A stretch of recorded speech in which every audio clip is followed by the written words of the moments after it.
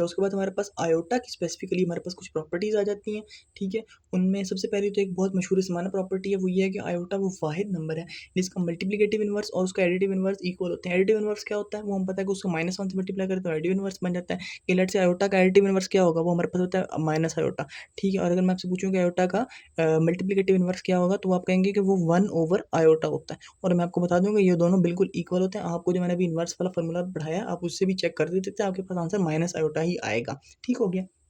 और इसको लिखने का तरीका होगा कि यानी कि ए की जगह आपने 0 लिखना है और बी की जगह आपने 1 लिखना है, बिकॉज यानी क्या ना ये अगर आप इसको कॉम्प्लेक्स नंबर की फॉर्म में लिखो तो ये बनेगा आपका 0 प्लस ठीक हो गया। अब अगर हम इसकी आयोटा की कुछ प्रॉपर्टीज डिस्कस कर लेते हैं, सबसे पहले तो एक बहुत मशहूर प्रॉपर्टी वो हमारे पास क्या है, वो हमारे पास ये होती है कि अगर आपके पास आयोटा की सक्सेसिव 4 पावर्स आ रही हों जो कि आपस में ऐड हो रही हों, आयोटा n+1 और iota n+2 plus iota n+3, वो हमारे पास उसका जो सम होगा वो हमेशा हमारे पास उसका 0 के इक्वल होगा, ठीक है। इसमें ये आयोटा की 4 पावर्स कोई सी भी हो सकती हैं, ठीक है। कोई सी भी, लेट्स से इसमें नेगेटिव भी हो सकती हैं, इनके अंदर कोई एक 0 भी बन सकती है, कोई फ़र्क नहीं पड़ता। आयोटा की जब भी सक्सेसिव 4 पावर्स आपस में ऐड अप हो रही होंगी तो उनका आंसर हमेशा 0 के इक्वल होगा, ठीक है। और इसके आपके यानी कि ये आपके इसके आपका बहुत मशहूर क्वेश्चन आते हैं। लेट्स से फॉर एग्जांपल अगर हमारे पास आ गया कि आयोटा की पावर 1025, इस तरह अगर आपके पास है तो आपने सबसे पहले क्या करना है कि आपको एक बात पता है कि जब उसकी 4 सक्सेसिव पावर्स ऐड हो रही होंगी,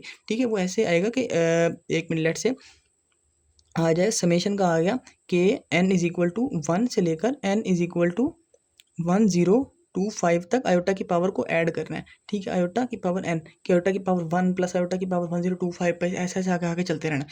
तो आपको एक बात तो पता होनी चाहिए कि आपने जो सिर्फ जो लास्ट के 2 नंबर है ना, आपने सिर्फ वो देखने हैं, ठीक है। लास्ट के 2 नंबर क्या है, 25। तो मतलब आप देख लो कि यानी जो पहले 1000 है ना, वो तो आयोटा की पावर यानी कि वो तो उनका आंसर तो ऐड अप होकर 0 ही बनेगा। उसके बाद जो 25 है उनको आपने सिर्फ देखना है। 25 में 24 तक जो है ना, उसका आंसर ऐड अप होकर 0 बनेगा। उसके बाद सिर्फ बचेगी आयोटा की पावर 1025, ठीक है। सिर्फ एंड पे ये बचेगी आयोटा की पावर 1025, और अगर आप उसको सॉल्व कर लो तो आप पास इसका आंसर आ जाएगा। और इसका आंसर आयोटा की पावर जो 1025 होती है, वो अगर आपको सॉल्व कर लोगे तो आपको पता लग जाएगा उस वो इक्वल होती है आयोटा की पावर 1 के, ठीक है। और ये हमारे पास इसका आंसर आ जाएगा, ठीक है।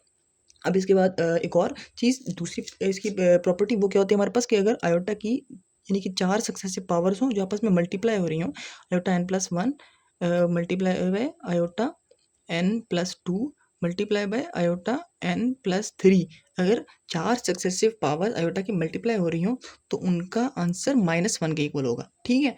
और यहाँ से आप इसके एक और बात भी डिटेक्ट कर सकते हैं कि अगर आयोटा की 8 सक्सेसिव पावर्स आपस में मल्टीप्लाई हो रही हो, 8 सक्सेसिव पावर्स, ठीक है, तो उनका आंसर 1 के इक्वल होगा, बिकॉज पहली 4 का -1 होगा ना, अगली 4 का भी -1 होगा, और जब -1 मल्टीप्लाई होते हैं तो उनका आंसर 1 होता है, ठीक है।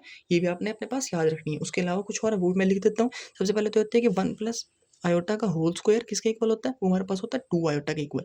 और अगर हमारे पास 1 माइनस आयोटा का होल स्क्वायर, वो हमारे पास होता है -2 आयोटा के इक्वल। उसके बाद हमारे पास एक और है, वो हमारे पास है 1 plus iota divide by 1 minus iota. अब इसको भी ऑब्वियसली अगर आपने सॉल्व करना तो यानी कि इसको डिनोमिनेटर के कॉन्जुगेट से मल्टीप्लाई डिवाइड करके लंबे तरीके से सॉल्व करना है, उसके बजाय इसका सिंपल आपने याद रखना है, क्योंकि ये बहुत कॉमन एमसीक्यू आता है। ये किसके इक्वल होता है आयोटा के इक्वल। और हमारे पास फिर आखिरी वो हमारे पास आ जाएगा 1 minus iota divided by 1 plus iota, वो किसके इक्वल होता है, वो इक्वल होता है माइनस आयोटा के इक्वल, ठीक हो गया।